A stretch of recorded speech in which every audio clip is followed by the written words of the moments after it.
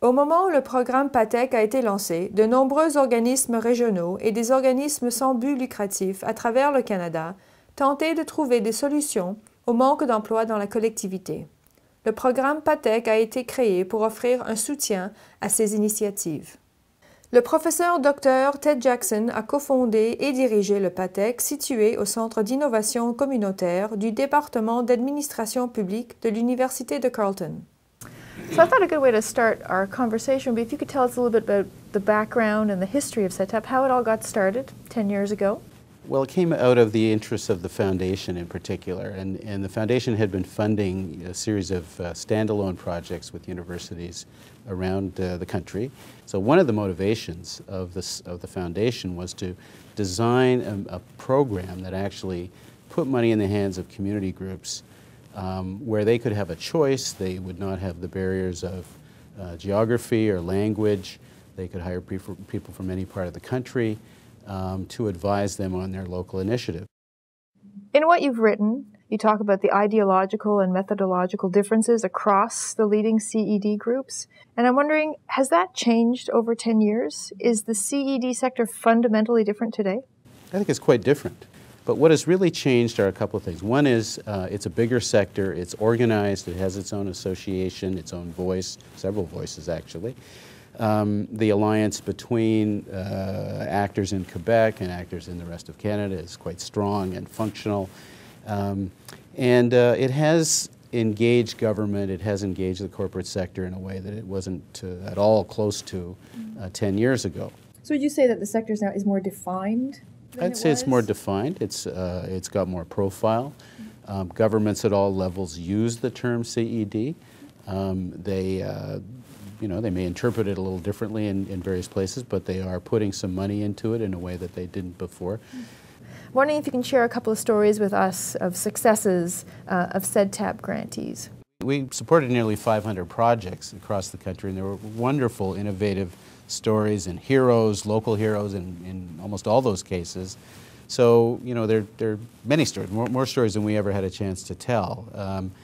But what interested us was when a local initiative or local innovation would be pushed out and replicated to other sites in other parts of the country. That was what we considered, excellent success beyond the local success that we often had in supporting innovation in a single organization. So one of the examples is the Toronto Renewable Energy Cooperative, which set up a big wind turbine, mobilizing a lot of people and organizations and resources in downtown Toronto, and really brought focus and visibility to this whole issue of renewable energy. This is certainly at least 10 years ago. So people in BC got very interested in that model and that group, and so we also then supported it was called TREC group to go over to BC and to, in fact, be advisors. And then TREC came back and an Ontario Association of Renewable Energy was formed, and we funded that. And so the story really is about a single initiative, very powerful, very energetic, in this case quite visible publicly, which then was replicated elsewhere in 2 sites and kind of lifted up to an association level so that it actually affected many sites in Ontario later on in the process. I think that's pretty effective grant making. So from those stories, how did you know that these grants were actually being successful? How did you measure success, and what were the indicators that you were looking for? Well, we had several operational methods that we were using. We had people required to produce reports on what they were doing. It was very output-oriented. We had staff. For much of the decade, we had regional staff in different parts of the country. They would go and visit these projects often. And we had technical assistance providers who were able to give us information on what was going on. But towards the end of the project, I would say the last 3 years of the CEDTAP decade, we got very interested in evaluation research and ways of evaluating CED organizations and their impacts. So, you know, what is it? What's the change strategy that the community organization is following? Is the strategy actually working? Are things happening in the way that they actually proposed that they would happen?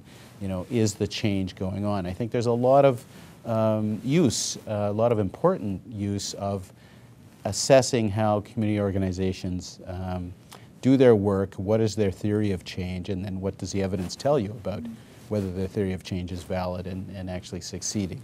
All of that to say that we're really, you know, we did a lot of grant making. We're now going back into the portfolio, even after CEDTAP's over, and doing some research on impacts and how to assess. What are some of the tools and how do they work in the CED sector? And we think this is quite important work.